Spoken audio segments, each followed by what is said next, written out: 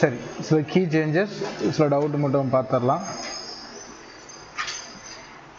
Botany cumulative 3 எடுத்துக்கமா, எடுத்தாச்சா?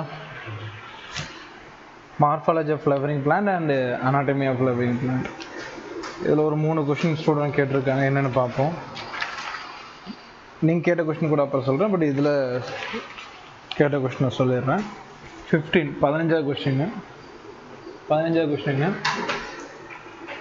Floral formula of CA denotes. அது question மிஸ்டேக்மா. ஆக்சுவலாக வந்து பிங்கிற லெட்டருக்கு போய் பார்த்தீங்கன்னா எதுக்கு மேலே ஒரு ஆரோ மாதிரி வரணும், ஏங்கிற லெட்டர் மேலே. பீனா பெட்டல்ஸ், பெட்டல்ஸ் மேலே எஸ்னா ஆண்ட்ரோஷியம், மகரந்தத்தாள். இந்த மகரந்தாள் என்னது, ஒட்டின மாதிரி இருந்துச்சுன்னா ஊமத்த பூவில் பார்க்கலாம். ஸோ அது பேர் தான் என்னது, எபி பெட்டாலஸ். ஓகேவா, எபி பெட்டாலஸ் தான் கொடுத்துருக்கணும். ஆர்எல்ஸ் கொஷினே மிஸ்டேக் தான், 15வது கொஷினுக்கு +4 மார்க்கு. நீட் எக்ஸாமில் இந்த மாதிரி கண்டிப்பாக பிரிண்டிங் மிஸ்டேக் வராது. பிரிண்டிங் மிஸ்டேக் அவ்வளோதான். சில நேரம் இந்த மாதிரி கொஷின் பேப்பரில் ஸ்பெஷல் சிம்பிள்ஸ் இல்லைனா அப்படியே போட்டு விட்ருவாங்க. இல்லை ஸ்பெஷல் சிம்பிள் வந்து பிரிண்டிங் டைமில் எடுத்துக்காது, அதுக்குன்னு சாஃப்ட்வேர் இருக்கணும். அதனால் இது வந்து பிரிண்டிங் எரர் தான். +4 மார்க் எடுத்துக்கங்க. கொஸ்டின் என்னவா இருந்திருக்குன்னா எபி பெட்டாலஸ் P2A, சிம்பிள் வந்து P2A நோட் பண்ணி படிச்சிங்க. என்சைடில் கூட எல்லா சிம்பிள்ஸும் படிச்சுக்கணும்.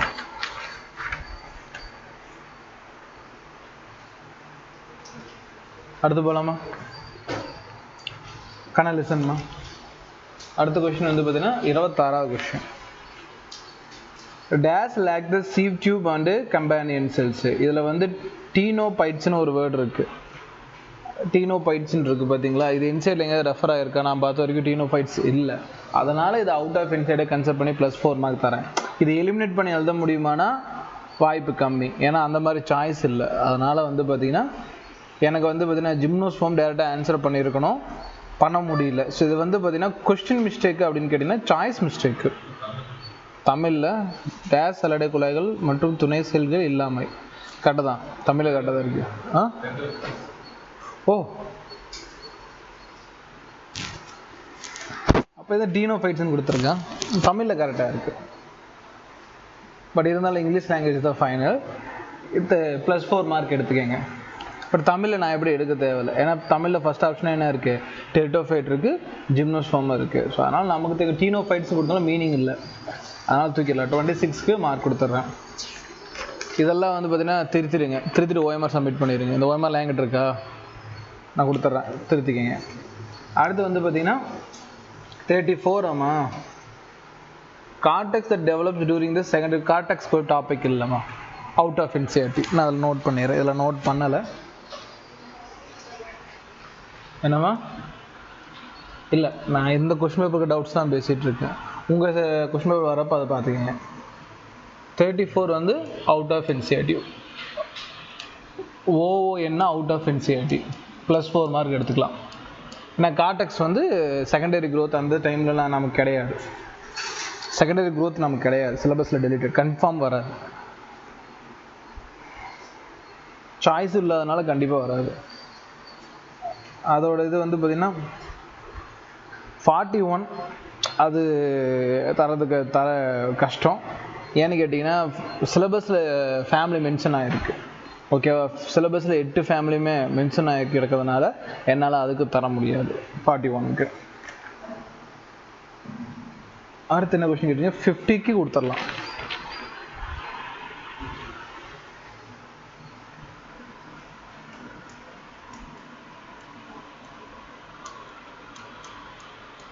க்கு வந்து நம்ம என்னது அவுட் ஆஃப் NCERT கொடுத்துடலாம்.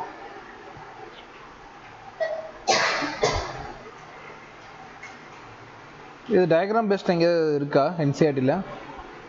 Secondary phloem is near to vascular cambium or cork cambium. போர்ஷனில் இல்லை. சரி, ஓகே. இன்னும் ஏதோ ஒரு கொஷின் பார்க்கணும். டவுட் கொஷின்ஸ் கேட்டிருந்தீங்க. 45 வந்து ஆக்சுவலாக NCERT கொஸ்டின் இது. ஓகேங்களா, 45 கொஸ்டின் NCERT கொஸ்டின். தமிழில் இல்லை, தமிழில் மிஸ்டேக், இங்கிலீஷில் கரெக்டாக இருக்குது. ஆனால் தமிழில் சாய்ஸ் இல்லை, நீங்கள் இங்கிலீஷில் ஒரு டைம் படித்து பார்த்துருக்கலாம். கொஸ்டின் என்ன, இன்னே ட்விக்னு கொடுத்துருக்காங்க பார்த்தீங்களா, விக்கா டுக்கோ, அது வந்து பார்த்தீங்கன்னா ஸ்மால் பிரான்ச்னு அர்த்தம். ஓகேவா? அது ஒரு சின்ன பிரான்ச்சுக்கு பேர் ட்விக்கின்னு சொல்லுவாங்க. தமிழில் வந்து அது தரல. சிறு கிளை, அதாவது 45 கொஸ்டினில் வந்து ஒரு சிறுகிளை 4 கிளைகள் 26 இலைகள் இருக்கணும். சரியா? இங்கிலீஷில் பார்க்கலாம். In a twig of the plant that possess 4 branches 26 leaves. ஓகேவா? ஒரு சின்ன கிளையை வச்சிருக்கக்கூடியது கவனிக்கணும். ஒரு சின்ன கிளையை வச்சிருக்கக்கூடிய ஒரு மரம் 4 பெரிய கிளையை வச்சிருக்கு. 4 branches 26 leaves இருக்கு. ஓகேங்களா? கவனிக்கணும். இது இந்த கிளை உருவாகணும்னா இந்த இடத்துல சாம் இருக்கணும். சாம்னா ஷூட் எபிக்கல் மெரிஸ்டம் இருக்கணும். அதுலேருந்து டெவலப் ஆகுது எத்தனை இலை வேணா வரலாம். ஓகேங்களா? ஏன்னா இதோட தொடர்ச்சிங்கிறதுனால அதில் ஜஸ்ட் ஒரு மெரிஸ்டமேட்டிக் செல்ஸாக மட்டும்தான் பார்க்க முடியும். பட் சாம் வேணும், அதாவது ஆக்கு திசு வேணும், தண்டு நுனியாக்கு திசு வேணும் அப்படின்னா ஒரு பிரான்ச்சுக்கும் ஒன்று போட்டுடலாம். கடைசியாக குட்டியாக ஒரு பிரான்ச் இருக்கா, ட்விக்னு ஒரு பிரான்ச் இருக்கும். மொத்தம் எத்தனை சாம் வேணும்? இப்போ 5 சாம் வேணும். ஆப்ஷன் 2 இதுக்கு. புரியுதா? ஏதாவது சொல்லுமா? ஏன் 5 வருது? ஆன்சர் ஏன் 5 வருதுன்னா, in a twig of plant that possess 4 branches 26 leaves. தமிழில் வந்து பார்த்தீங்கன்னா 4 கிளைகள் 26 இலைகளுடைய ஒரு தாவரத்தின் கிளைன்னு கொடுத்துருக்கான். பட் அது ஒரு தாவரம் இல்லை, ஒரு சிறு கிளையுடைய தாவரம்னு இருக்கும். எக்ஸாக்டாக சொன்னால் 4 கிளைகள் 26 இலைகளையுடைய ஒரு சிறு தாவரத்தின் கிளையில். ஒரு சின்ன மிஸ்டேக் தான். ஸோ அப்படி பார்த்தோம்னா அது எத்தனை சாம் வரும்? 5 சாம் வரும். இதெல்லாம் கேட்கலாம். ஏன்னா சாம்ல இருந்து தான் பிரான்ச் டெவலப் ஆகுது அப்படிங்கிற பாயிண்ட் தான் தெரியணும். லீஃப்ங்கிறது பிரான்ச்ல இருந்து டெவலப் ஆகுது அப்படிங்கிற நாலேஜ் இருக்கான்னு செக் பண்ணுறதுக்கு ஒரு சம் வரும். இதெல்லாம் வந்து நீங்கள் போட்டுடலாம், அண்டர்ஸ்டாண்ட் பண்ணியிருக்கணும். இந்தாங்க, யாருது? ஏன் ரோல் நம்பர் எதுவுமே எழுதாமல் அப்படியே கொடுத்துருக்கீங்க? இல்லையம்மா, இன்னொரு எழுதலையம்மா, நம்பர் எதுவும் எழுதலையம்மா? நம்பர் எழுதுன்னு எப்படியுமே தரது? அது அவ்வளோதான். அடுத்து இது அவ்வளோதான். நான் அப்புறம் பிடிஎஃபாக கூட தரேன். போய் இதில் கீ மட்டும் சேஞ்ச் பண்ணிக்கோங்க, அவ்வளோதான். நெக்ஸ்ட் வந்து பாட்டனி குமுலேட்டிவ் 1. Botany cumulative 1.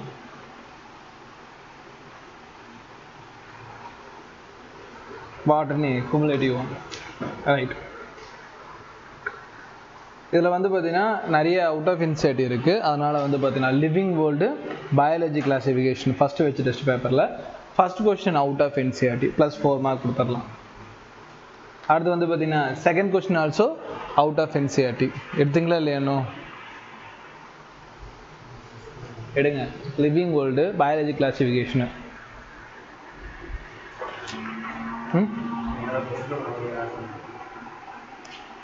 எங்கே இருக்கா? சரி, அதெல்லாம் நோட் பண்ணி வச்சுங்க. என்கிட்ட கொஸ்டின் வந்தால் நோட் பண்ணி வச்சுங்க. கீ இருந்துச்சுன்னா கீழே மார்க் பண்ணிக்கோங்க, இல்லையா மொத்தம் கீ மார்க் பண்ணிட்டு அதுக்கப்புறம் வாங்கி அப்டேட் பண்ணிக்கோங்க. சரி, ஃபர்ஸ்ட் கொஸ்டின் என்னது? இதில் அவுட் ஆஃப் என்சிஆர்டி, அதை பற்றி எக்ஸ்பிளைன் பண்ண தேவையில்ல. செகண்ட் கொஸ்டினும் அவுட் ஆஃப் என்சிஆர்டி தான், அதை பற்றி நம்ம என்ன எக்ஸ்பிளைன் பண்ண தேவையில்ல. மூணாவது கொஸ்டினும் அவுட் ஆஃப் என்சிஆர்டி தான், அதை பற்றி நம்ம டிஸ்கஸ் பண்ண தேவையில்ல. நாலாவது கொஸ்டினும் அவுட் ஆஃப் என்சிஆர்டி ஒன்லி. அடுத்து 25வது கொஸ்டின் அவுட் ஆஃப் என்சிஆர்டி. 25வது கொஸ்டின் நமக்கு என்னது? Out of NCERT. 28வது கொஸ்டின் அவுட் ஆஃப் என்சிஆர்டி. அடுத்தது 30வது question out of NCERT. Out of NCERT 30வது கொஸ்டின். 36வது கொஸ்டினும் அவுட் ஆஃப் என்சிஆர்டி. 36வது கொஸ்டினும் அவுட் ஆஃப் என்சிஆர்டி. அடுத்து 30வது கொஸ்டின் சொல்லிட்டேன்னா +4 மார்க்கு. ஏன்னா 30வது question the fungi used extensively in biochemical and genetical research. ரொம்ப முக்கியமான கேள்வி. உயிர் வேதி மற்றும் மரபியல் ஆய்வில் பயன்படுவது நியூரோஸ்போரா. அதோட பேர்லேயே நியூரல்ங்கிற வேர்டு இருக்கும், அதை வச்சு அடிச்சுட்டு வந்துருக்கணும். பட் பிங்க் மோல்ட்டு ப்ளூ கிரீன் மோல்ட்டுலாம் நம்ம புக்கில் கிடையாது, அதுக்கேற்ற மாதிரி சாய்ஸ் இல்லை, அதனால் கொடுத்தான் ஆகணும். அடுத்து இதில் ஒரு கொஸ்டின் டிஸ்கஸ் பண்ணலான்னா செக்கிங் ஏதோ கொடுத்துருக்கீங்களா? ரைட். 18வது கொஸ்டின் பார்க்கலாம். எந்த ஒரு கேட்சும் இல்லை, பட் நான் எக்ஸ்பிளைன் பண்ணிடுறேன். என்ன கேட்டிருக்காங்க 18வது கொஸ்டினில் அப்படின்னா, நோமோரிக் ரேஸ். பட் என்ன டவுட்டுன்னு எனக்கு புரியல. The majority of heterobacteria are important decomposers. கரெக்டாக தானே? அதிகபட்சமான ஹெட்டிரோபாக்டீரியாஸ் வந்து டீகம்போஸ் தான். ஃபஸ்ட்டு சாய்ஸ் வந்து பியூர் என்சிஆர்டி லைன் ஒன்லி. ரெண்டாவது சாய்ஸ், ரெண்டாவது statement chemosynthetic autotrophic bacteria fix atmospheric nitrogen in legume. இதில் வந்து பார்த்தீங்கன்னா கீமோசிந்தட்டிக் ஆட்டோட்ரோஃப்னு வேர்டு இருக்குது. ஆக்சுவலாக நைட்ரஜன் ஃபிக்சேஷன் பண்ணக்கூடியதுக்கு example cyanobacteria. Cyanobacteria எது கீழே வருது? ஃபோட்டோசிந்தட்டிக் கீழே வரும். ஏன்னா அதுக்கிட்ட வந்து பார்த்தீங்கன்னா நாஸ்டா கனஃபினா மூலமாக ஹெட்ரோசிஸ் செல்ஸ் வச்சு நம்ம என்ன பண்ணோம், நைட்ரஜன் ஃபிக்சேஷன் பண்ணோம். பட் சைனோ பாக்டீரியா என்ன பண்ணோம், ஃபோட்டோசிந்தசிஸ் பண்ணோம். அப்போ இந்த இடத்துல கொடுத்த ஸ்டேட்மெண்ட் கீமோசிந்தட்டிக்ங்கிறான். கீமோசிந்தட்டிக்கில் நமக்கு பர்பிள், சல்ஃபர் கிரீன் பாக்டீரியாஸ் இது இருக்குது. அதுக்கும் நைட்ரஜன் ஃபிக்சேஷனுக்கும் சம்மந்தம் இல்லை. அப்போ ரெண்டாவது ஸ்டேட்மெண்ட் வந்து ராங் ஸ்டேட்மெண்ட். என்சிஆர்டியில் வேறு மாதிரி இருக்கும். தேர்டு, அண்டர் அன்ஃபேவரபிள் கண்டிஷனில் தான் பேட்டரி என்ன பண்ணும், ஸ்போர் ப்ரொடியூஸ் பண்ணி செத்து போயிடும். எதிர்வாட்டில் வந்து என்சிஆர்டியோட வேர்டு தான். ஓகேவா? ஏன்னா ஸ்போர் பல நூறு வருஷம் அப்படியே இருக்கக்கூடிய கெப்பாசிட்டி இருக்கக்கூடியது. ஓகேவா? அது ஸ்போரபோல் இக்னெல்லாம் வந்து பார்த்தீங்கன்னா ஸ்போரோட சைஸ் வந்து நல்லாவே ஸ்ட்ரென்தன் ஆக்கி விட்டுரும். அது போலான் கிரெயின்லேயும் பார்க்கலாம். அப்படிங்கிறப்போ அதாவது ஒரு பாக்டீரியா அன்ஃபேவரபிள் கண்டிஷன், தனக்கு உகந்த காலம் இல்லாதப்போ ஸ்போரை ப்ரொடியூஸ் பண்ணிடும். மறுபடியும் எப்போ உகந்த காலம் வரும், ஸ்போர் என்னவா மாறும், பாக்டீரியாவாக மாறும். It's asexual type of reproduction கீழே வரும் இல்லையா? வெஜிடேட்டிவ் ரீப்ரொடக்ஷனும் சொல்லலாம், மீனிங் இருக்குது. அடுத்தது, many mycoplasma are pathogenic in animal and plants. பேத்தோஜெனிக்ல ஃபியூ பாயிண்ட்ஸ் தான். ஆக்சிஜன் இல்லாமல் உயிர் வாழும், இருக்கிறது ரொம்ப ஸ்மாலஸ்ட் லிவிங் செல்லாக சொல்லலாம். அண்ட் பேத்தோஜன் அனிமல்ஸில் வந்து இது டிசீஸை கிரியேட் பண்ண, அவ்வளோதானே இதில் இருக்குது. அப்போ இதுவும் என்னது, பியூர் ஆஃப் என்சிஆர்டி லைன். அப்போ செகண்ட் மட்டும் வராத ஆப்ஷன் என்னது, தேர்ட் ஆப்ஷனா? ஆன்சர் பாருங்கம்மா. என்ன கேட்டிருக்கேன்? ஓ இன்கரெக்ட் ஆப்ஷன் கேட்டிருக்கானா? அப்போ ஓகேம்மா. கொஷினில் வந்து மாற்றி கேட்டிருக்கணும், கரெக்ட் ஆப்ஷன் கேட்டிருக்கணும். கூப்பிட்டீங்களா? கரெக்ட் ஆப்ஷன் கேட்டிருக்கணும், கொஷின் மாற்றிக்கமா. இன்கரெக்ட் கிடையாது, இன்கரெக்டுங்கிற வேர்டை கரெக்டுன்னு மாற்றிட்டா போதுமா. இன்கரெக்டுங்கிற வேர்டை கரெக்டுன்னு சேஞ்ச் பண்ணிக்கோங்க. ஸோ +4 மார்க் கொடுத்துக்கலாம். ஏன்னா அந்த கொஷின் பேப்பர் தானே அந்த மிஸ்டேக்கு.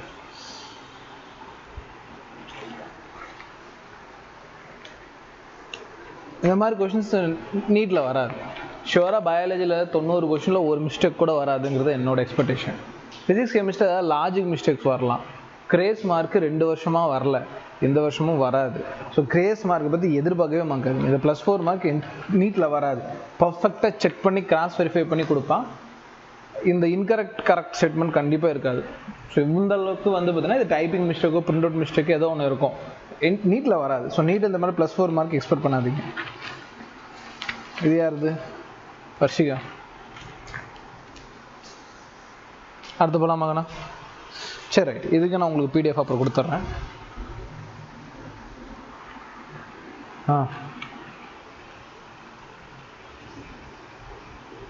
அடுத்து ஜுவாலஜி குமுலேட்டிவ் 3. அது வந்து பார்த்தீங்கன்னா zoology cumulative 3, structural organisation in animals and locomotion and movement. இதில் வந்து பார்த்தீங்கன்னா 11வது கொஷின். 11வது கொஷினில் வந்து பார்த்தீங்கன்னா identify the wrong statement about காக்ரோச்னு கேட்டிருக்கானா? சரி, கரெக்ட் ஸ்டேட்மெண்ட் அபவுட் காக்ரோச்னு கேட்டிருக்கான். தொராக்ஸ் 3 செக்மெண்ட் தானே காக்ரோச்சில், மீசோதொராக்ஸ், மெட்டாதொராக்ஸ், இன்னொன்று என்னம்மா ப்ரோதொராக்ஸ். இதில் எங்கேருந்து ஹைட் விங்ஸ் வருது, இன்னொன்று விங் என்னது ஹைட் விங், 4 விங், முன்னிறக்க பின்னிறக்க வருது. இதில் எது பறக்கிறதுக்கு பயன்படுது, எது பாதுகாப்பு பயன்படுதெல்லாம் பார்த்துட்டாலே போதும். அது ஒரு கேள்வி கண்டிப்பாக இருக்குது. இப்படி தான் படிக்கணும். ஒரு டாபிக் எடுத்தோன்னா மண்டையில் ஓடணும், என்ன கொஷின்ஸ் வரும். காக்ரோச்சில் அது ஒன்று மட்டும் தான் கேள்வி கேட்கணும். நம்ம உட்காந்து லைன் பை லைனாக படிச்சுட்ருப்போம். I don't know why. அப்போ ஃபர்ஸ்ட் சாய்ஸ் என்னது, இட்ஸ் அ கரெக்ட் ஸ்டேட்மெண்ட். அப்போ வந்து பார்த்தீங்கன்னா எனக்கு வந்து அதில் தொராக்ஸ் எத்தனை செக்மெண்ட்டாக இருக்குது? 3 செக்மெண்ட்டாக இருக்குது. Belong to the order insect. ஒரு டைம் செக் பண்ணிக்க, இன்செக்டாக கீழே தான் வருதான்னு ஆர்டர் பார்த்துக்கங்க. இன்செக்ட் கீழே வருதா இல்லை வேறு கீழே வருதா? ஆர்டர் என்ன? கிளாஸ் தான் இன்செக்டா? ஷுவரா? இதில் பாருங்கள், ஃபர்ஸ்ட் லெசனில் அந்த பாக்ஸ் இருக்குமே, ஹவுஸ் லைக் பாருங்க, அதில் ஆர்டர் இல்லையா?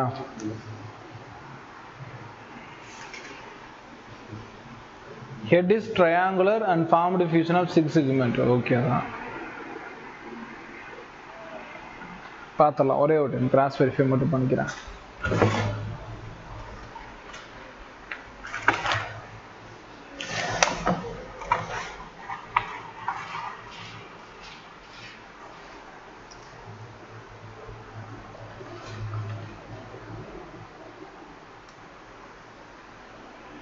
ஆர்டர் பல்லட்டோயா. ஆர்டர் வந்து பல்லட்டோயா சம்திங். அது வராது, அது இன்சைட்டில் இல்லை. +4 மார்க் எடுத்துக்கலாமா? 11th கொஸ்டின் வந்து பார்த்தீங்கன்னா கொஸ்டின் மிஸ்டேக் இல்லை, choice mistake. But okay, option 4 வராது. இது +4 மார்க் எடுத்துக்கணும்.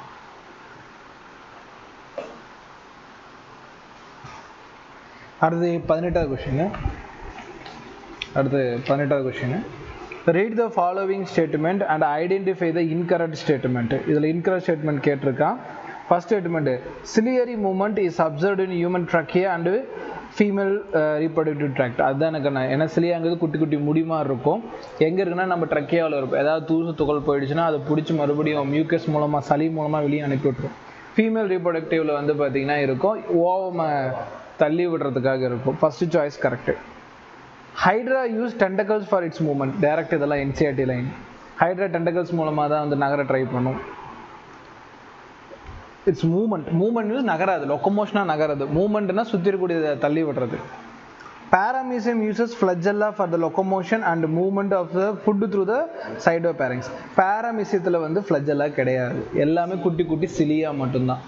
ஒரு டைம் பேரமிசியத்தோட ஸ்ட்ரக்சரை யோசிச்சு பாருங்க, அதில் கசையிலை கிடையாது, குறியிலை மட்டும்தான் இருக்கு. அப்போ தேர்ட் ஒன் வந்து பார்த்தீங்கன்னா இன்கரெக்ட்.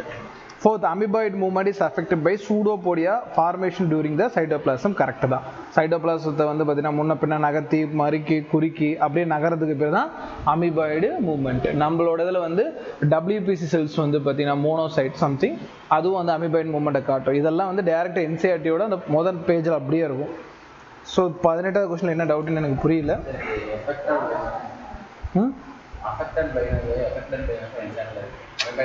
எங்கம்மா அமீபாய்டு அஃபெக்டட் பை, அது பிரச்சனை இல்லை.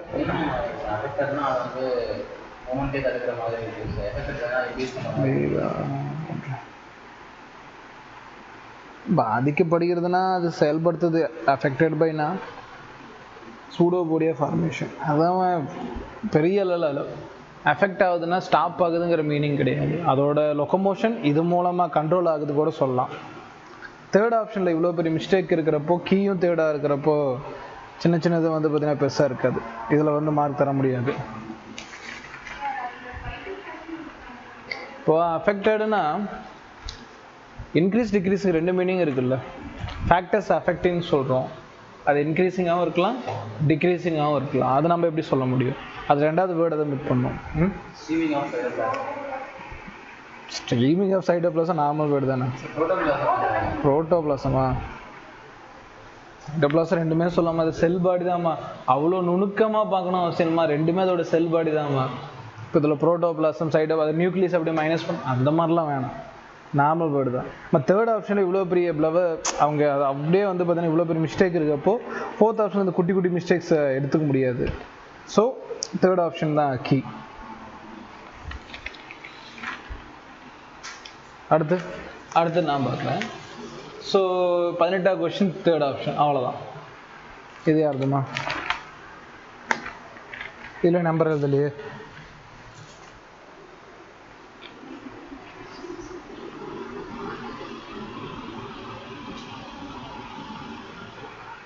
அடுத்து இதுக்கும் பிடிஎஃப் கொடுத்துட்றேன். அடுத்து zoology cumulative 6 evolution. Zoology cumulative 6 evolution. Zoology cumulative 6 video சாருங்களா?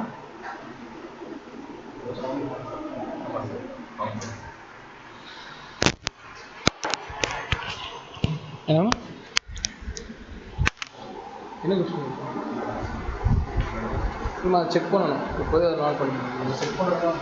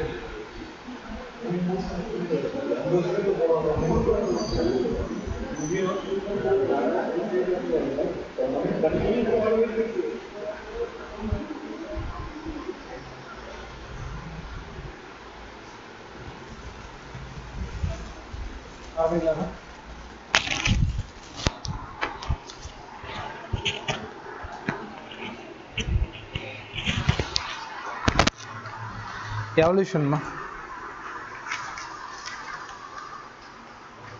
11வது question. எப்பயுமே கொஸ்டின் பேப்பரில் நம்பர் இருந்துச்சு ஹேபிட்டு. சின்ன சின்ன ஹேபிட்டெல்லாம் நெக்லெக்ட் பண்ணாதீங்க. நாளைக்கு பேஷண்ட் பார்க்க போகிறீங்க, அவங்க கார்டு நம்பர் எது எழுதாமல் நீங்கள் பாட்டில் பார்த்துட்டு போய் ட்ரீட்மெண்ட் பண்ணிட்டு வந்துடுவீங்களா?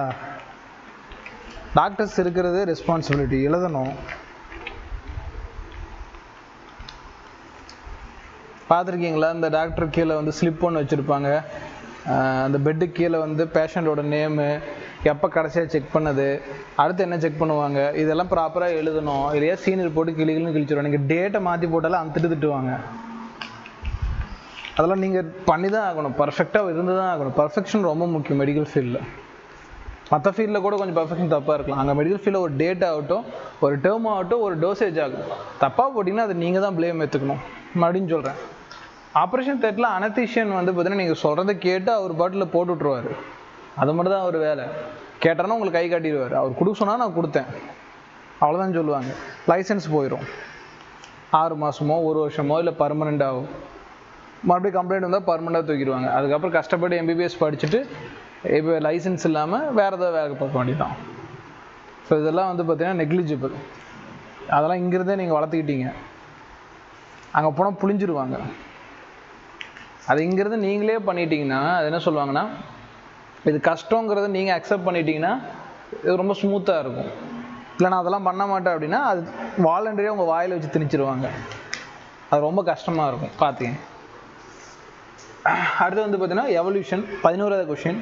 All of the following belong to the evolutionary line leading to the evolution of the mammals except. இது இந்த சர்வெப்சிடா, சினாப்சிடா இதெல்லாம் இன்சைட் இல்லையா தானே இருக்கா? டயக்ராமில் எங்கேயாவது இருக்கா? அதெல்லாம் இருக்காது டயக்ராமில். இதெல்லாம் இருக்காது. சொல்ல சினாப்சிடா இருக்கா? இதுக்கான ரெஃபரன்ஸ் இருக்கான்னு கேட்குறேன். இல்லை இல்லையா? நான் பார்த்த வரைக்கும் ரெஃபரன்ஸ் இருக்கா? சைடில் இருக்கு. கொஷனுக்கு ஏற்ற மாதிரி ரெஃபரன்ஸ் இருக்கா? Leading to the evolution accept அப்படிங்கிறது.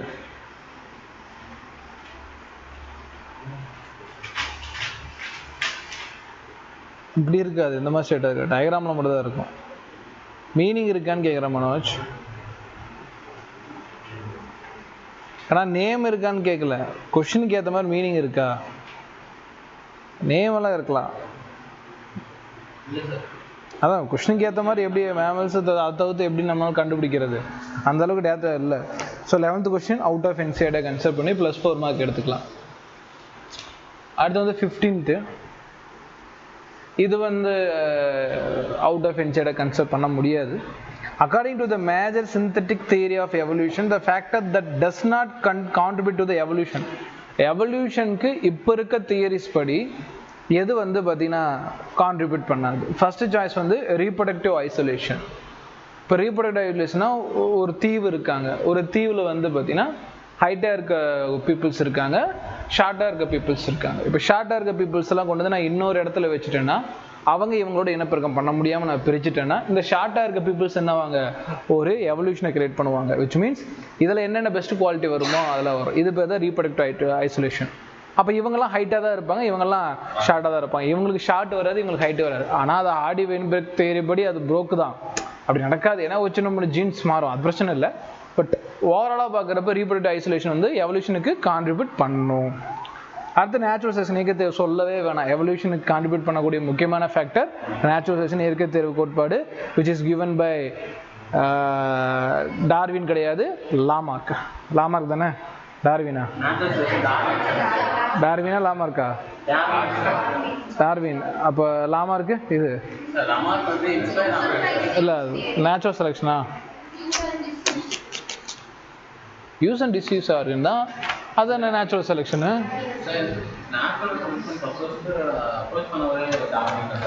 அப்ரோச் இருக்கலாம், பட் லாமார்க்கும் ஒரு வரல. சரி ரைட், அப்படி ஸ்பிட் பண்ணி கேட்க மாட்டானுங்க. ஓகே தான், சரி விடுங்க, நான் நடத்தலை, என்னால் சொல்ல முடியாது. சரி, அது வந்து ஜெனட்டிக் வேரியபிலிட்டி ஆஃப் பாப்புலேஷன். கண்டிப்பாக ஜெனட்டிக் வேரியேஷன் இருக்கணும். வேரியேஷன் இருக்க எவல்யூஷன் கிரியேட். ஃபோர்த் சாய்ஸில் இன்ஹெரிட்டன்ஸ் அக்யூர்டு கேரக்டர், அதை பற்றி மட்டும் ஷார்ட்டாக சொல்லலாம். அக்யூர் கேரக்டர்னா பெறப்பட்ட பண்பு. யார்கிட்ட பெற்றுக்க முடியும்? பெற்றோர்கிட்ட இருந்தால் பெற்ற முடியும். பேரண்ட் டு சைல்டு தான் கேரக்டர் அக்யூர் ஆகி போயிட்டே இருக்கும். பேரண்ட்டுக்கு என்ன இருக்கோ சைல்டுக்கு அதே தான். அப்போ சைல்டு வளர்ந்தா அவன் நாள் பேரண்ட் ஆனால் அவனுக்கு தான். இது வந்து ஒரே ஜென்ரேஷன் கேரக்டர் தான் போயிட்டு இருக்கு. இதில் வந்து என்னது சேஞ்ச் வராது. சேஞ்ச் வராது மீன்ஸ் அந்த இடத்துல என்ன வர வாய்ப்பு இல்லை? எவல்யூஷன் வர வாய்ப்பு இல்லை. அப்போ எவல்யூஷனுக்கு கான்ட்ரிபியூட் பண்ண முடியாது அப்படின்னா அக்யூர்டு கேரக்டர்னால பண்ண முடியாது. நான் அப்படியே சொல்கிறேன், அக்யூர் கேரக்டர்னா ஒருத்தர்கிட்ட இருந்து இன்னொருத்தர் வந்து கொண்டு போகிறது. எவல்யூஷனுங்கிறது புதுசாக ஒரு பண்பு வரணும். ஒருத்தர்கிட்ட இருந்து இன்னொருத்தருக்கு பண்பு போகிறப்போ அது எப்படி எவல்யூஷன் ஆகும்? ஸோ இதுக்கு ஆன்சர் 4 கீ மாற்றலாம அதே தான் கொடுத்துருக்கேன். அது 16 ஒரு ட்ரிக்கி தான், பட் கேட்கலாம், தப்பு ஒன்றும் இல்லை. It will be tricky. எப்படி எவல்யூஷன் எழுதுறதுன்னு தெரியல, பட்டு கீழே கொடுத்துருக்கேன் டார்வினுக்கு லாமாஸுக்கும். அதை வச்சு தான் சொல்கிறீங்களா சார்? லாமார்க் யூஸ் ஆஃப் டிஸ்யூஸாக இருக்குன்னு என்னடா இது ஸ்டேட்மெண்ட்டோட அடிக்கிறீங்களா? அந்தளவுக்கு படிக்க மாட்டேன்னு நினச்சேன். 17வது கேள்வியில் கேட்டிருக்கான். லாமார்க்கு, டார்வின், ஒபரின், வாக்னர் அதை எலிமினேட் பண்ணி எழுதிக்கிங்க. டார்வின், ஒபரின், லாமார்க் 3 இருக்கிறதுனால சொன்னீங்க. I can understand. சரி ரைட், 16வது கேள்வி மேலே வாங்க. Which type of selection is industrial melanism observed in moth? அதோட சயின்டிஃபிக் பேர் பிஸ்டன் பிட்டுலேரியா. அந்துப்பூச்சி பிஸ்டன் பிட்டுலேரியா காணப்படும் தொழிற்சாலையில் மெலனாக்கியம் இந்த வகையை தேர்வாகும். என்ன வகை தேர்வுனா ஃபர்ஸ்ட் இதை பார்க்கலாம். டிஸ்ரப்டிவ் உடைதல் முறை அப்படின்னா நாமலாம் வந்து மெஜாரிட்டி கேரக்டர் அதிகமாக இருக்கணும். ஸோ ஆவரேஜ் கேரக்டர் சொல்லுவாங்க. ஆவரேஜ் கேரக்டர் அதிகமாக இருக்கிற மாதிரி தான் பார்க்கணும். எக்ஸ்ட்ரீம் கேரக்டர் கம்மியாக இருக்கும். இப்போ உதாரணத்துக்கு வந்து ஒரு ஊர் இருக்குன்னா அந்த ஊரில் ஹைட்டான ஆளுங்க கம்மியாக இருப்பாங்க, ஷார்ட்டாக இருக்க ஆளுங்க கம்மியாக இருப்பாங்க. இந்த மிடில் ஹைட் இருக்காங்க பார்த்தீங்களா? என்ன மாதிரி? நான் ஹைட்டாக அதை தெரியல. சரி ரைட், என்ன மாதிரி மிடில் வச்சுக்கலாம். ஒன்று ஹைட்டாக இருக்கும் கம்மி, இதில் என் ரேஞ்சில் இருக்கவங்க நிறைய பேர் இருப்பாங்க. ஸோ இப்போ அதுதான் ரியல், அப்படி தான் இருக்கணும். ஆனால் அதில் எக்ஸப்ஷன் கிரியேட் ஆகும். அதில் எக்ஸப்ஷன் கிரியேட் ஆகுறதுல நம்ம ஸ்டெபிலைசிங் பார்க்கலாம், டைரக்ஷனல் பார்க்கலாம்.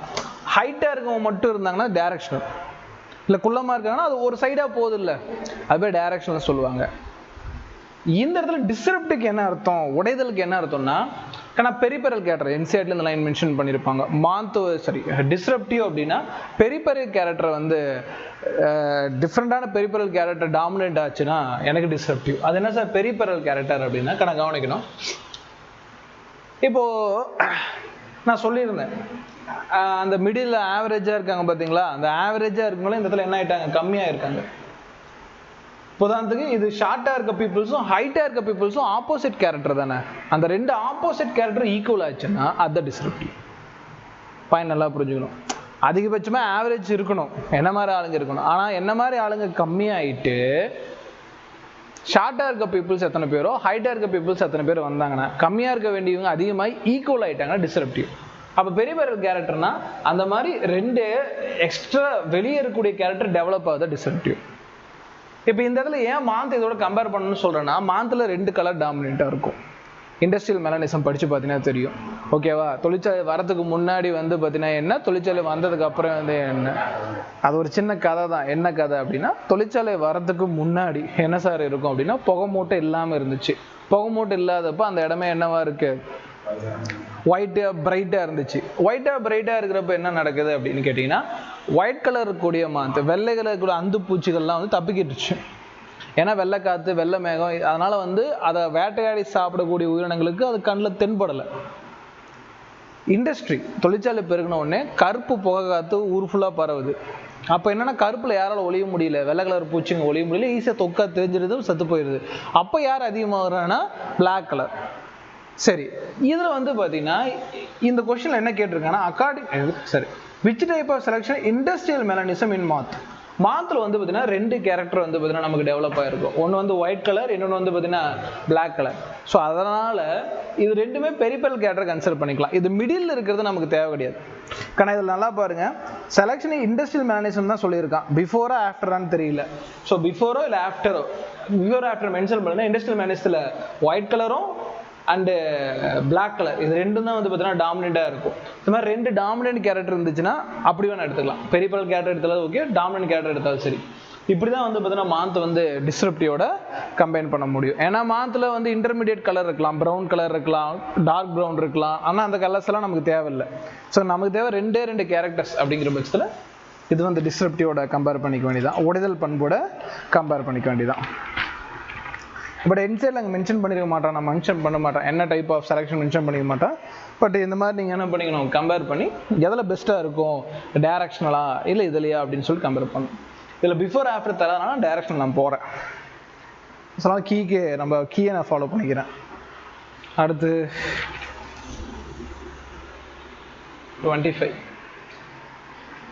25 வந்து 3ம் 4ம் ஒரே மாதிரி இருக்குது. 25 என்ன இருக்குது, 3rd ஆப்ஷனும் 4th ஆப்ஷனும் வந்து பார்த்தீங்கன்னா ஒரே மாதிரி இருக்குது. அது வந்து தப்பான அப்ரோச். 3rd ஆப்ஷனும் 4th ஆப்ஷனும் வந்து பார்த்தீங்கன்னா ஒரே மாதிரி இருக்குது. அப்போ அது பிரிண்டிங் மிஸ்டேக்கே எடுத்துக்கலாம். இங்கே தமிழில் ஓகே, ட்ரைகோபைட்டான்னு கொடுத்துருக்கான், இன்னொன்று ட்ரைகோமோனாலஸ் வெஜினாலிஸ்ன்னு சொல்லிட்டு கொடுத்துருக்கான். தமிழில் கரெக்டாக இருக்குது. 1 2 ட்ரைகோபைட்டான் தானே, மைக்ரோஸ்போரா எபிபைட்டான், நான் ட்ரைகோபைட்டானா இல்லை ட்ரைகோபைட்டான் தானே வரும். தமிழில் கரெக்டாக இருக்குது 1 2 3. இங்கிலீஷில் வந்து ட்ரைகோமோனாஸ் வெஜினாலிசிஸ்ன்னு சொல்லிட்டு 2 டைம் வந்துருச்சு. 3rd ஆப்ஷனில் ட்ரைகோபைட்டான் வந்திருக்கணும். சரி ரைட்டு. அப்போ இது +4 மார்க் கொடுக்கணுமானா, கன்ஃபியூஷன் பெருசாக இல்லையே, பெரிய அளவு கன்ஃபியூஷன் எதுவும் இல்லையே.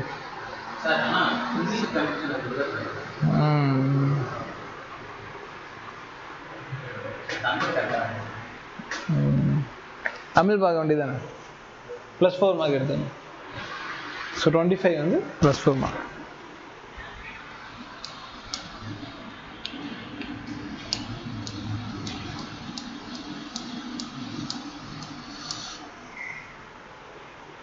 சரி, இது சம் பேட்டர்ன் தான் மேம் நடத்திருப்பாங்க, இல்லைனாலும் இந்த மாதிரி பேட்டர்ன்ஸ்லாம் நான் நடத்தி விட்டுறேன். 36 இம்பார்ட்டன்ட் ஹார்டி வெயின்பெர்க் ஈக்குவேஷன். டேரெக்டாக கேட்பானா கேட்கலாம், நீட்டுன்னு அந்தளவுக்கு ஒன்று கம்பசூத்திரலாம் இல்லை. பட் 37க்கு ஜம்ப் ஆகுங்க. The frequency of recessive alleles இந்த பாப்புலேஷன் 0.2. ரிசர்சிவ் ஆனால் பாப்புலேஷனில் 2 அல்லீல் தான். ஒன்று வந்து பார்த்தீங்கன்னா டாமினன்ட் அல்லீல், இன்னொன்று ரிசர்சிவ் அல்லீல். ரெசிசிவ் அல்லீல்னா Q, டாமினன்ட் அல்லீல்னா P. கொஸ்டின் பேப்பரில் ரெசிசிவ் எவ்வளோ கொடுத்துருக்காங்க, 0.2. 0.2 எப்போ வரும்னா 20% இருந்துச்சுன்னா. 0.2 இஸ் நத்திங் பட் 20%. அதாவது ஒரு பாப்புலேஷனில் 100% இருந்துச்சுன்னா 20% வந்து Q ரிசசிவ் ஒடுக்கு பண்பு, மீதி P எவ்வளோ இருக்கும் 80%. அப்போ அது 0.2னா இது 0.8. இதை எப்படி சார் கன்ஃபார்ம் பண்ணுறோன்னா ஹார்டி வெயின்பெர்க் பிரின்சிபல் படி P + Q = 1. P-ஓட வேல்யூ 0.2னா Q-ஓட வேல்யூ 0.2னா P-ஓட வேல்யூ 1 - 0.2, ஸோ தட் 0.8. ஃபர்ஸ்ட் இது வந்து ரிசசிவ் கொடுத்தாலே போதும், டாமினன்ட் கேரக்டரை எழுதிட முடியும் ஃபர்ஸ்ட் லைனில். பட் கொஸ்டின் என்ன கேட்குறேன்னா ஹெட்ரோசைகஸ் பாப்புலேஷன், ஹெட்ரோசைகஸ் எவ்வளோ இருக்குன்னு கேட்குறான். ஒரு குறிப்பிட்ட பாப்புலேஷன் கொடுத்துட்டு 500 மெம்பர்ஸ் இருக்க இடத்துல the number of heterozygous in population of 500. சரி 500 ஓரமாக வைங்க.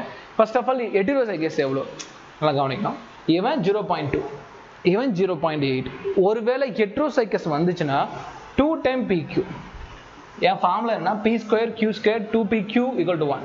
P² டாமினன்ட் கேரக்டரோட ஸ்கொயர் P × P. ரிசசிவ் கேரக்டர்னா Q × Q. பட் ரிசசிவ்னா ஒன்று தான், பட் அது டபுள் டைம் மல்டிப்ளிகேஷன் ஆகும். 2 டைம் PQனா என்னது, ஹெட்ரோசைகஸோட கவுண்ட். 2 டைம் P-ஓட வேல்யூ 0.8, Q-ஓட வேல்யூ 0.6, 0.2.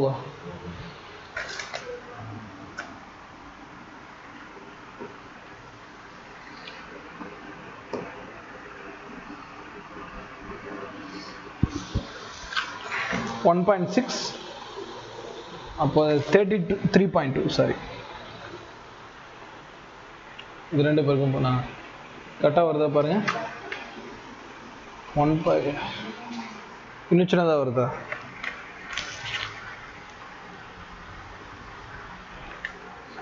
பெருக்கா என்னமா வருது P-ஓட வேல்யூ 0.8 Q-ஓட வேல்யூ 0.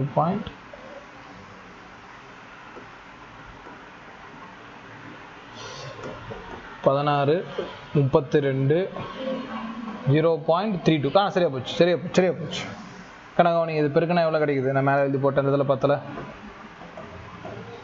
0.32 பர்சன்டேஜாக மாற்றணும் ஓகேவா 0.32 பர்சன்டேஜாக மாற்றணும் அப்போ 3.2% கணக்கு கவனிங்கம்மா கரெக்டாக தான் வருதா 0.2னா 20%, 0.8 அப்படின்னா 80%, 0.32னா 3.2%, 0.6 தானா 16 32 சரியாக தான் இருக்கு.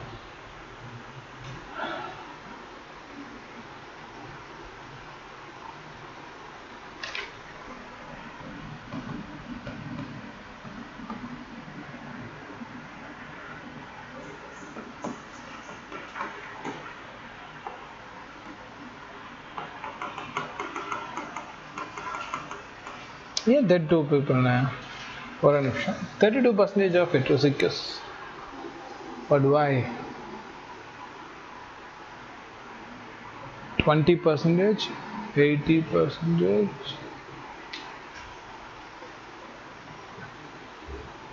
Heterozygous 2pq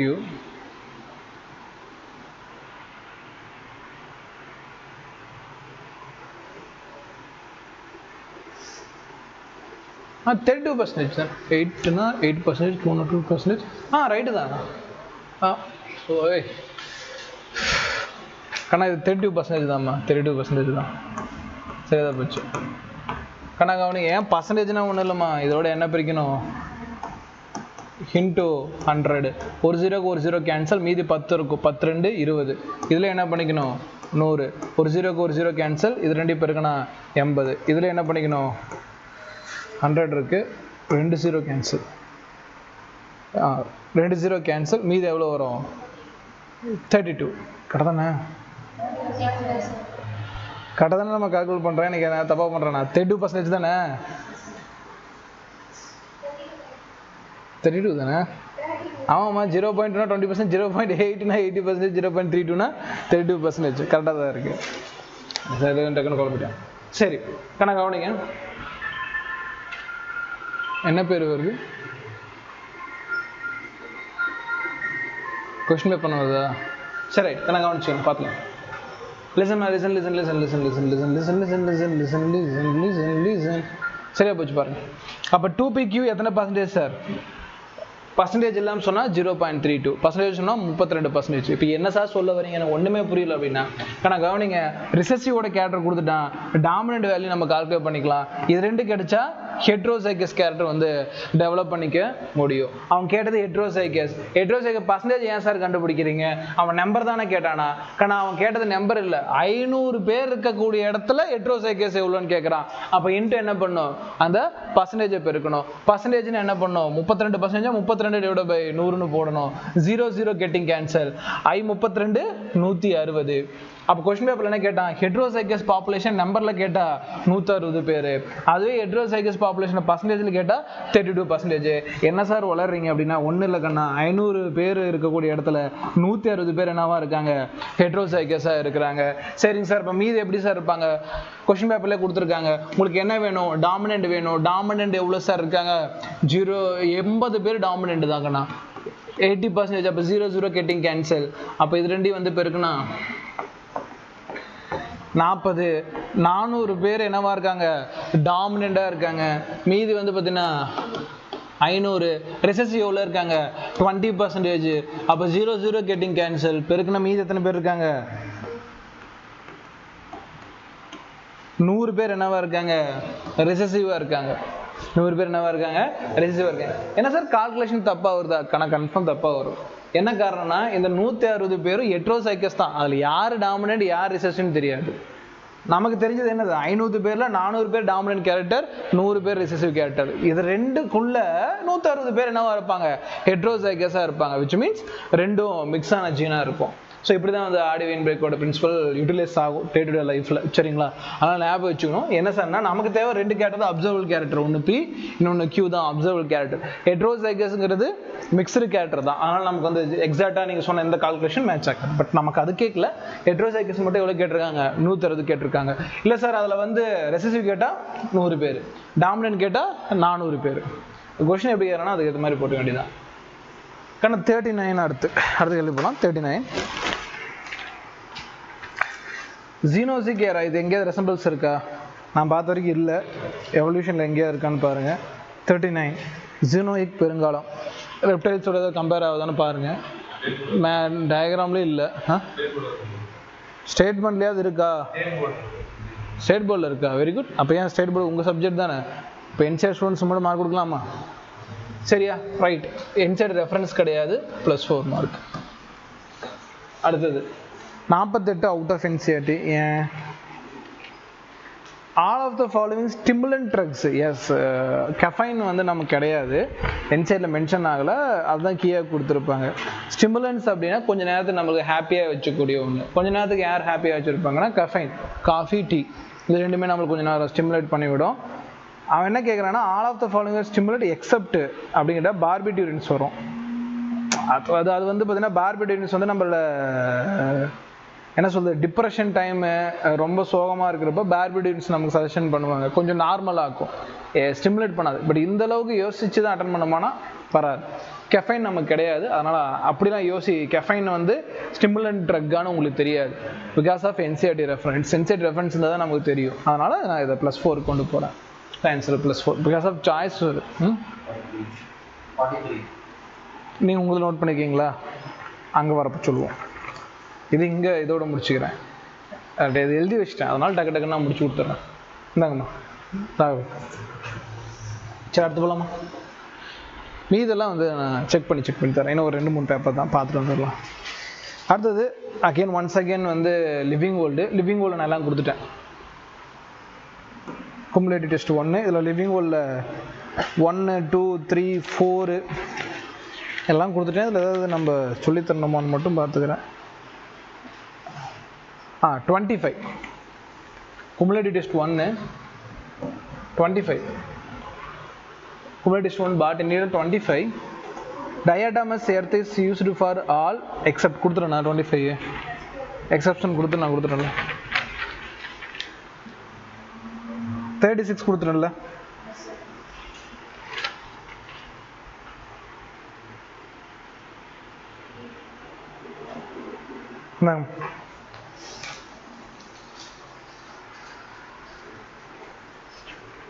அடுத்தது ஜுவாலஜி குமுலேட்டிவ் 7.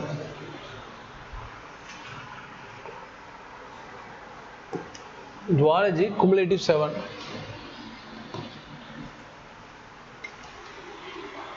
இது வந்து கெமிஸ்ட்ரி. ஜுவாலஜி குமுலேட்டிவ் 7 இது பின்னாடி இருக்குன்னு நினைக்கிறேன். ஆமாம், ஆனால் பெருசாலாம் ஒன்றும் இல்லை, டக்குன்னு நான் சொல்லிடுறேன். Second question out of NCERT because of அதில் ரெஃபரன்ஸ் எனக்கு கிடைக்கல. செகண்ட் கொஸ்டின் உங்களுக்கு எதாவது கிடைச்சா சொல்லுங்கள். நான் பார்த்த வரைக்கும் ரெஃபரன்ஸ் கிடைக்கல. செமினல் வெசிக்கிளை பற்றி ரொம்ப டெப்த்தாக கொடுத்துருக்கேன். செமினல் வெசிக்கிளை பொறுத்த வரைக்கும் நம்ம என்ன தெரிஞ்சுக்கணும் அப்படின்னு கேட்டிங்கன்னா, இது ப்ராஸ்டேட்டோட பல்மோ யூரோத்ரல் 3 சேர்த்து நமக்கு முக்கியமான பர்ஃபார்மன்ஸ் பண்ணணும். 3 சேர்க்குறப்ப என்ன, fructose, calcium and certain enzymes, அதுதானே கொடுத்துருப்பான். அங்கே சொல்ல கொஸ்டினில் கிடையாது, ஜென்ரல் சொல்கிறேன். செமினல் வெசிக்கல், ப்ராஸ்டேட்டு, பல்மோ யூரோத்ரல் கிளாண்டு 3 சேர்ந்து கால்சியமு, இன்னொன்று என்னது ஃப்ரக்டோஸு, சர்டன் என்சைம்ஸு இதெல்லாம் ப்ரொடியூஸ் பண்ணும். அது எதுக்கு யூஸ் ஆகும்னா லுப்ரிகேஷனுக்கும் யூஸ்ஃபுல்லாக இருக்கக்கூடிய லிக்விட்ஸ் இவங்க 3 பேர் சேர்ந்தா கொடுப்பாங்க. அண்ட் சம்டைம்ஸ் வந்து இது பேடு கேல்டா அன்பேடு கிளாண்டா, ப்ராஸ்டேட் பேடா, இதெல்லாம் நீங்கள் வச்சு நீங்கள் செக் பண்ணி பாருங்கள். ப்ராஸ்டேட் பேடா அன்பேடா, ப்ராஸ்டேட் பேடா அன்பேடா, இதெல்லாம் நீங்கள் செக் பண்ணி பாருங்கள். ஏன்னா இதில் ஒரு சட்டிலாக ஒரு ஹிடன் கொஸ்டின் இருக்கும், அது நீங்கள் பார்த்துக்கங்க. ஸோ அதனால இப்போ செகண்ட் கொஸ்டின் என்ன கொடுத்துட்றேன், +4 மார்க் கொடுத்துட்றேன். And fourth question, the mucus secretion of which gland neutralise acidic environment of urethra and lubricated of the penis. Lubricated of penis வந்து தனிப்பட்ட ரீதியில் செமினல் கிடைக்காது. செமினல் இருக்கணும், ப்ராஸ்டேட் இருக்கணும், பல்ம யுரெத்ரா கிளாண்ட் மூணுமே சேர்ந்தாதான் லுப்ரிகேஷன். பட் இங்கே சாய்ஸ் அதுக்கு ஏற்ற மாதிரி இல்லை. ஸோ ஃபோர்த் கொஸ்டின் வந்து கிரேஸ் மார்க் தான்.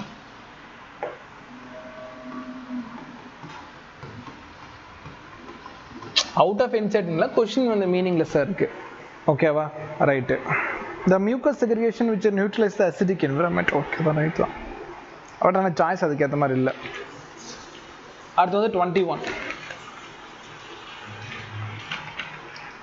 நடுவில் 14 எல்லாம் இருக்கு. வேற எதுல நோட் பண்ணியிருப்போம். சரி, வேற எதுல நோட் பண்ணியிருப்போம் போல. இருங்க,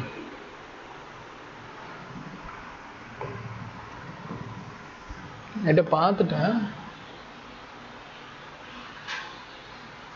Zoology, chemistry C5.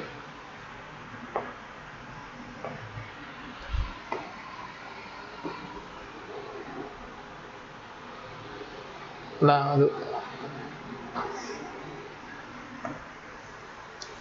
Second question is out of NCERT +4 கொடுக்குறேன். ஏன்னா செமினல் வெசிக்கல் வந்து ஃப்ரக்டோஸ் கால்சியம் சர்டன் என்சைமை ப்ரொடியூஸ் பண்ணு சொன்னால் கூட தப்பு தான். ஏன்னா வெறுமனே யாரால் என்ன பண்ண முடியாது, செமினல் வெசிக்கலால் பண்ண முடியாது. அது கூட யார் இருக்கணும், ப்ரோஸ்டேட் கிளாண்ட் அண்ட் பல்ம யுரெத்ரா கிளாண்ட். அப்போ இந்த அளவுக்கு வந்து தெளிவான நாலேஜ் இருக்கணும். ஓகேவா, சும்மா மெமரி பண்ணுறவங்கனால அது முடியாது. மெமரி பண்ணுறவனுக்கு கரெக்டுங்கிற மாதிரி தான் தெரியும். கொஸ்டின் பேப்பர் வந்து பார்த்தீங்கன்னா ஸ்டேட்மெண்ட் டைப் பார்க்குற எல்லாத்துக்குமே அந்த ஸ்டேட்மெண்ட் கரெக்டுங்கிற மாதிரி தான் தெரியும். அதை அண்டர்ஸ்டாண்ட் பண்ணணுக்கு தொக்கா தெரியும் அது என்ன தப்புங்க. அடுத்து வந்து பார்த்தீங்கன்னா ஃபோர்த் கொஸ்டின், அதான் சொன்ன மாதிரி ப்ராஸ்டேட், செமினல், லுப்ரி இதெல்லாம் சேர்த்தா லுப்ரிகேஷன் ஆஃப் பீனஸ்க்கு ஹெல்ப்ஃபுல்லாக இருக்கும். அண்டு 10 ஒன் எஜாக்குலேஷன் வந்து பார்த்தீங்கன்னா ஹவர் பேஸ்டுக்கான கால்குலேஷன்லாம் நம்மகிட்ட கிடையாது, டேட்டா கிடையாது. 10வது கொஸ்டினும் அவுட் ஆஃப் என்சிஆர்டி +4 மார்க் எடுத்துக்கலாம். 10வது கொஸ்டினும் +4 மார்க் எடுத்துக்கலாம். அடுத்து வந்து பார்த்தீங்கன்னா 14வது கொஸ்டின், இந்த டேஸ் எல்லாம் 14வது கொஸ்டின் இல்லை 21வது கொஸ்டின், இந்த டே எல்லாம் கிடையாது நம்மக்கிட்ட. வேர்ல்டு பாப்புலேஷன் டே December 1 இல்லை ஐ டோன்ட் நோ. இது வந்து சார் அது எய்ட்ஸ் டேன்னு நினைக்கிறேன். December 1ங்கிறது எய்ட்ஸ் ரிசம்பிள் பண்ணணும், அதுக்காக இருக்கும்னு நினைக்கிறேன். சரி, ரைட், வாட் எவர். இது நமக்கு கிடையாது. பாப்புலேஷன் ஏதோ ஒரு இதில் வரும் நமக்கு, ஆனால் இதுக்கான டேட்டா ரெஃபரன்ஸ் புக்கில் கிடையாது. அதனால் நம்ம எடுத்துக்கலாம். 21 வந்து அவுட் ஆஃப் என்சிஆர்டி. அது வந்து இது 27 Yes, 27 also out of NCERT. 27 also out of NCERT. அடுத்து வந்து பார்த்தீங்கன்னா 30வது கொஸ்டின், 32 கொடுத்துருக்கீங்க. ஜஸ்ட் 32 சொல்லிடுறேன். 32ல என்ன டவுட் இருக்கு? நான் மீடியேட்டட்னா எந்த வகையான ஹார்மோனு, காப்பர் எதுவுமே இல்லாத ஒன்றா லிம்ப்லெஸ் லூப்பாக சொல்லலாம். காப்பர் லிஸ்னா மல்டிலோடு 375 கன்ஃபார்ம் ஞாபகம் வச்சுக்கணும். மல்டிலோடுனா அதில் காப்பருங்கிற வேர்டு இருக்காது. நம்மளாம் காப்பர் வந்து 7 இந்த மாதிரி தான் பார்த்துட்டு இருப்போம். காப்பர் 7, காப்பர் T, ஏன்னா அது T ஷேப்பில் இருக்கும், இன்னொன்று 7 ஷேப்பில் இருக்கும், அதெல்லாம் பார்த்துருப்போம். மல்டிலோடு 375 ஞாபகம் வச்சுக்கணும். ஷார்ட்கட் போடணும். லோடெல்லாம் காப்பர் ஆட்டோவில் தான் ஏற்றிட்டு போவாங்க, ஞாபகம் வச்சுக்கணும். மல்டிலோடு மல்டிலோடு 375 காப்பர் லீசிங் ஐயூடி. ஹார்மோனுக்கு நமக்கு என்ன கொடுத்துருக்கான், LNG 20 கொடுத்துருக்கான். சந்தோஷம். பெரியருக்கு வால்ட்டு, அதில் என்ன டவுட் இருக்குது? யாருது இது? கீ சேஞ்ச் ஆகிருக்கா? என்ன கீ கொடுத்துருக்காங்க? 32க்கு என்ன கீ கொடுத்துருக்காங்க? A for 2, right. B for 3, okay. C for 4, okay. D for 1. B option, second option. Key என்ன இருக்குது? 32க்கு அப்படியே கொடுத்துருக்காங்க. கீ என்னமா இருக்குது? கீ கையிலே இல்லையா? கீ தரலையா? நான் எழுதி போட்டிருப்பேன்ல, எதுவுமே பண்ணலையா? சரிம்மா, மேம் சொன்னாங்களே எழுதிக்கலாம்ல, ஏதோ சொன்னாங்களா? சரி, ரைட்டு. அது ஏ கிடையாது, பி. 32 கொஸ்டின் வந்து சேஞ்ச் த கீ. மார்க்லாம் கிடையாது, சேஞ்ச் த கீ. அதாவது ஃபர்ஸ்ட் ஆப்ஷன் போட்டக்கூடாது, செகண்ட் ஆப்ஷன் போட்டிருந்தா ரைட்டு.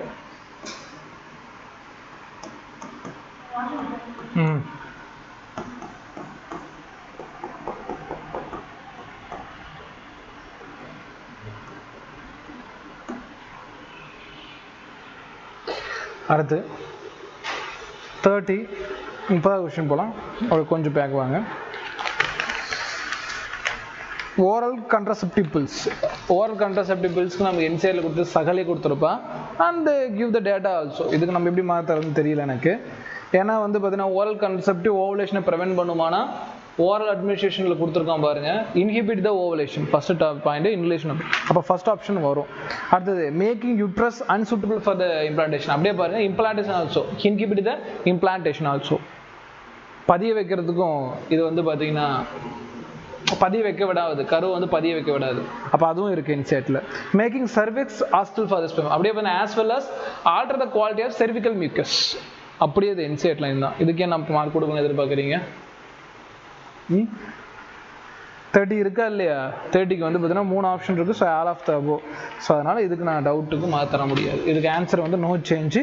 ஆன்சர் ஆப்ஷன் 4 தான். ஆன்சர் ஆப்ஷன் 4 தான். இதில் எந்த வகையான விஷயம் கிடையாது. சகலிங்கிறது ஒரு எக்ஸாம்பிள். வாய்வழி என்ன சொல்லுது, வாய்வழி தடைக்காப்பு மாத்திரைன்னு சொல்லுவாங்க. ஞாபகம் வச்சுக்கலாம். சாகசம் பண்ணால் வாய் வழியாக தான் சொல்லி ஆகணும்னு ஷார்ட்கட் சொல்லுவேன். ஸோ எழுதி வச்சிருக்கேன். சாகசம் பண்ணால் வாய் வழியாக தான் சொல்லணும். சாகலி வாய்வழி தடுப்பு மாத்திரை, அதாவது டேப்லெட்டாக வாயில் போட்டுக்குவாங்க. ஸோ அதான் ஓரல் கண்ட்ராசெப்டிவ். சில பேர் வந்து ஸ்கின் இம்ப்ளான்டேஷன் வச்சுக்குவாங்க. ஸோ வாட் எவர் குழந்தை வந்து தடுக்கிறதுக்கான வழிமுறைகள். அது 35. இதில் என்ன டவுட்னு ஐ டோன்ட் நோ, பார்க்கலாம். ராங் ஸ்டேட்மெண்ட்டை பிடிச்சி எழுதுங்க. 35 கண்ணா கவனிங்க. இதில் என்னன்னா என்ன ஓகே பாருங்க. ராங் ஸ்டேட்மெண்ட் கேட்குறான். Genital herpes, genital warts, AIDS are the viral STI. Gonorrhoea, syphilis and chancroid are bacterial STI.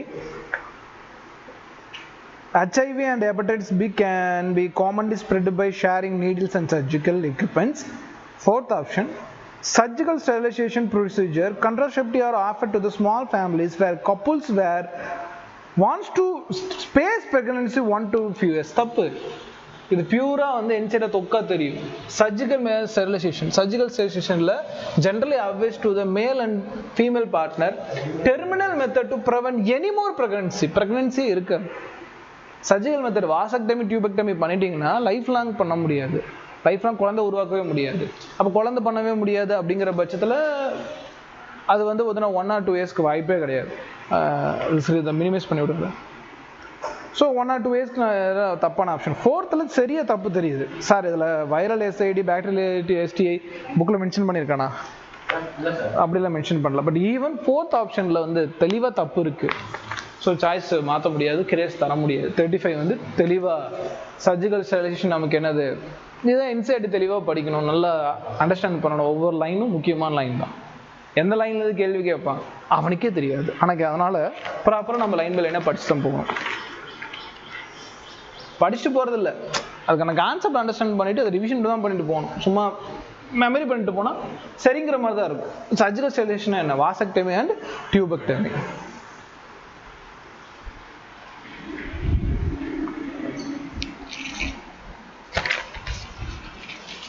அடுத்து வந்து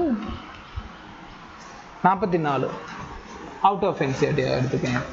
ஆன்டிபயோட்டிக்ஸ் பற்றிலாம் நமக்கு பேசலை. ஸோ தட் ஆன்டிபயோட்டிக்ஸ் வச்சு க்யூர் பண்ணுறது அப்படியோ இல்லை அது க்யூர் பண்ணாதது அப்படிங்கிறதெல்லாம் வி கான் டெல். ஸோ அதனால் வந்து பார்த்தீங்கன்னா 44 என்னவா கன்சிடர் பண்ணிக்கோங்க, அவுட் ஆஃப் என்சிஆர்டியை கன்சிடர் பண்ணி மார்க் எடுத்துக்கோங்க.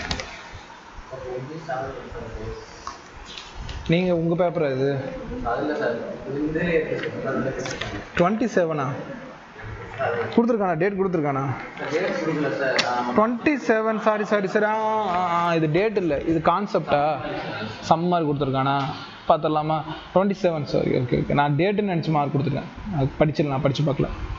If a woman is expected to ovulation under 24th April, 24 April வந்து பார்த்தீங்கன்னா ஓவம் விடுபடும் அப்படின்னு அவன் நினைக்கிறாங்க. அதாவது அவங்களுக்கு அது 14வது நாள், டேட்டு படி அது 24வது நாள்.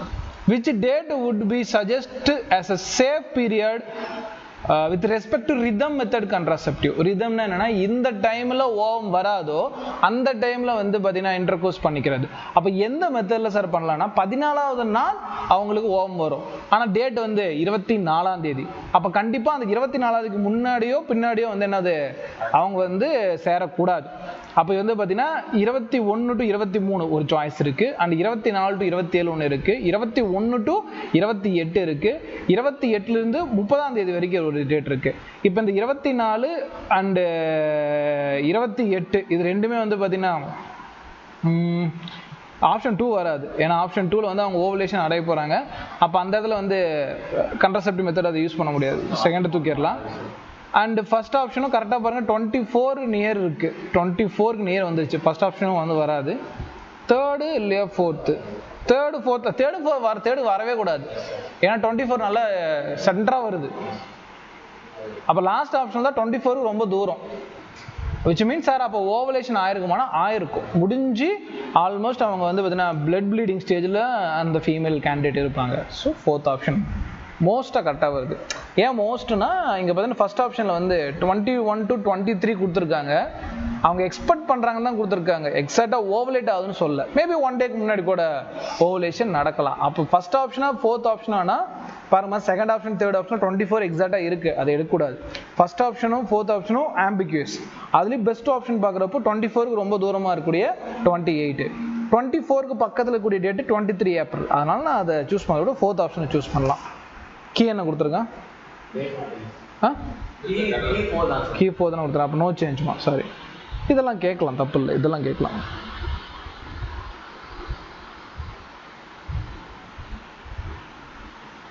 பத்து நிமிஷம் முடிச்சுட்டு பிரேக் தரேன். அவ்வளோதாம்மா. அடுத்து மற்றவங்களுக்கு மற்ற டவுட் பண்ணியிருந்தீங்கன்னா நான் அதில் செக் பண்ணி சொல்லிடுறேன். இன்றைக்கி இல்லை நாளைக்கெல்லாம் எல்லாமே டிஸ்கஸ் பண்ணிடலாம். நான் கொடுத்துட்றேன், இதையும் படிக்கிறேன். ஃபஸ்ட் 12th முடிச்சு கொடுத்துட்றேன். அப்படி கெமிஸ்ட்ரியில் ஒரு பேப்பர் இருக்குது, இந்தாங்க.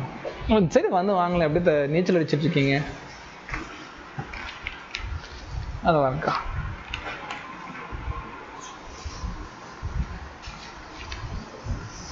குமுலேட்டிவ் 7, அதாவது ஹியூமன் ரீப்ரொடக்ஷன். ஐ திங்க் எல்லாமே சொல்லிட்டேன்னு நினைக்கிறேன். பட் இருந்தாலும் ஒரு டைம் பார்த்துடலாம். ஏதாவது இருப்பா, ஓப்பன் ஆகுப்பா.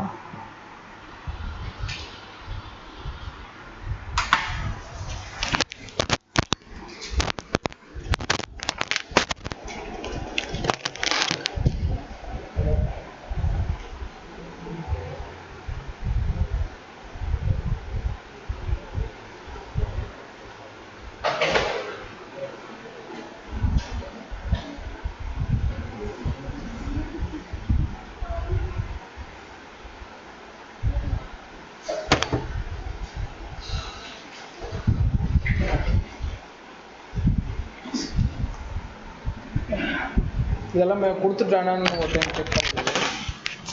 அதாவது 30வது கொஸ்டின் டவுட்டா என்ன கேட்டிருக்காங்க? 30வது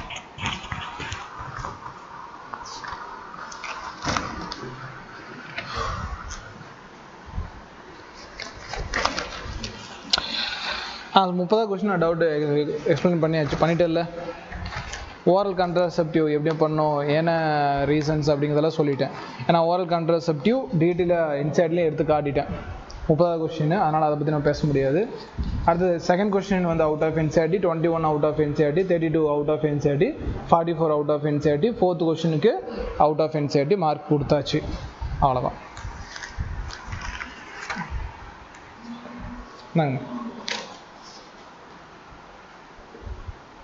அடுத்து வந்து கெமிக்கல் பாண்டிங்கில் ஒரே ஒரு டவுட் மட்டும் கேட்டிருக்கீங்க, பர்சன்டேஜ் ஆஃப் அயானிக் கேரக்டர். கண்ணா இது சட் கேட்பாங்கம்மா, இன்சைடி பேஸ் கொஷின் அதெல்லாம் கண்ணா கவனிங்க. Percentage of ionic character of HBr கண்ணா இது cumulative to chemistry, cumulative to chemistry. 5th question cumulative to chemistry. Percentage of ionic character கேட்குறாமா? ஓகேவா? கணக்கு கவனிக்கணும். பர்சன்டேஜ் ஆஃப் அயானிக் கேரக்டர் வந்து பார்த்தீங்கன்னா கேட்கல, பட் ஃபார்முலா என்னன்னு கேட்டிங்கன்னா charge divide by charge of electron. இது வந்து given charge, given charge value divide by எலக்ட்ரானோட சார்ஜ் வேல்யூ இன்டூ 100 பண்ணால் பர்சன்டேஜ் ஆஃப் அயானிக் கேரக்டர் கிடைக்கும். சரி, பிஃபோர் தட் கொஸ்டின் பேப்பரில் என்ன கொடுத்துருக்காங்கன்னா percentage of ionic character of HBr எவ்வளோ? 10%. It's intramolecular space 1 angstrom, is dipole momentum கேட்குறான். டைபோல் மொமெண்டத்துக்கு formula charge into distance. Charge என்ன சார் டிஸ்டன்ஸ் என்ன கொடுத்துருக்காங்க? 1 ampere. 1 ampere mean 10 to the power -10 metre. சார்ஜுக்கான டேட்டா கொஸ்டின் எப்படிலாம் கிடையாது. ஆனால் என்ன கொடுத்துட்டான்? பர்சன்டேஜ் ஆஃப் அயானிக் கேரக்டர் கொடுத்துட்டான். எவ்வளோ கொடுத்துருக்கான்? 10 கொடுத்துருக்கான். 10% நாங்கள் பர்சன்டேஜ்னு எடுத்துனால டேரெக்டாக 10 போட்டால் போதும். சார்ஜ் கண்டுபிடிக்க க்யூனே வைக்கிறேன். எலக்ட்ரானோட சார்ஜ் எல்லாருக்கும் தெரியல, 1.6 × 10⁻⁹ இன்டூ 100. இது பக்கம் இது பெருக்கல்ல வருது, இது வகுத்தில் வந்துச்சுன்னா 10ஓட 1.6 × 10⁻⁹ பெருக்கல் இந்த 100 என்ன வகுத்தில் வரும். கேன்சல் பண்ணோம்னா 1.6 × 10⁻20. இதை எங்கே கொண்டு வந்துருங்க? சார்ஜுங்கிற இடத்துல போட்டுக்கங்க. போட்டிங்கன்னா இங்கே 10 to the power -20, இது -10 கூட்டினா -30. So answer option 4. Answer option அவ்வளோ. இந்த பிடிஎஃப் நான் கொடுத்துட்றேன். இது வரைக்கும் கொடுத்ததெல்லாம் கரெக்ஷன் பண்ணிக்கோங்க. மீதெல்லாம் நான் பார்க்கணும். பார்த்துட்டு டக்கு டக்குன்னு கொடுத்து விட்றேன். பிரேக் பண்ணிடுங்க.